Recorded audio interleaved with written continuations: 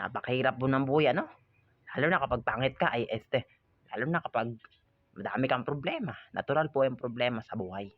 Dahil diyan po tayo lalakas sa mga problema natin. Yan importante, magagawa natin ang paraan kung paano tayo magpapatuloy sa buhay dahil alam natin sa mundo, ang alam natin sa mundo. Dahil alam natin, ay hindi natin alam sa mundo, ay yung mga magaganap sa buhay natin. Ang alam lang natin kung paano natin susolusyonan yung mga pagkakataong nagagawa pa natin at nandun pa tayo sa mga problema natin.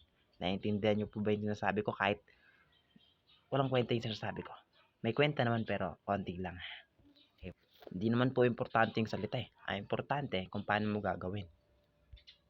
Napakahirap nga mabuhay sa mundo lalo na kapag bobo ka. Ako, bobo ako pero may pangarap ako sa buhay. Bobo talaga ako eh. Mangangarap po yung bobo. Pero po, ito lang po yung sasabihin ko po sa inyo na kapag pagdating ng araw, yung mga pangarap kong yan, alam ko po na pagsisikapan ko po yun balang araw. Magsisikap ako dun dahil alam ko po na may papa ako, may mga kapatid ako. Tutulungan ko po sila. Yung papa ko, siyempre, bilang isang panganay na anak, ako lang yung may karapatan na magsuporta sa papa ko. Wala na akong mama, siyempre, may dalawang kapatid ako. Pinapangarap ko na mabigyan ng magandang buhay papa ko. At yung mga kapatid ko, dalawang kapatid ko na matulungan ko yan. Magtatrabaho ako at mag-ipon ako ng pera, maraming pera. Kaso, bata pa ako, kailangan ko muna mag-aral. Dumiskarte o diploma. Sabi daw nila kung ano daw pipiliin. Ang pipiliin ko ay ang pagsisikap, bahala na. Kung anong choice natin, kung anong pagpipilian natin na mas magandang pagpipilian natin patungo sa direksyon ng buhay natin.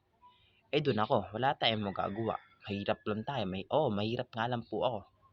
Pero importante sa mundo ay ang piliing maging masaya at maging payapa sa buhay.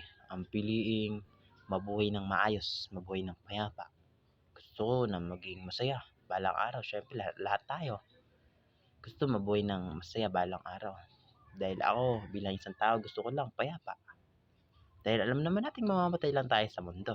Ang importante, tanggap na natin ang katarungan. Tanggap na natin ang katotohanan na mawawala lang tayo sa mundo to balang araw. Isipin na lang natin na binigyan tayo ng buhay ng Diyos para harapin at gumawa, dumiskubre at ranasin ang mga bagay na sadyang likas na dapat para sa atin. Kahit man po wala akong alam sa mundo, pinipilit ko po rin magsalita. Para lang naman may ma-share sa inyo, syempre.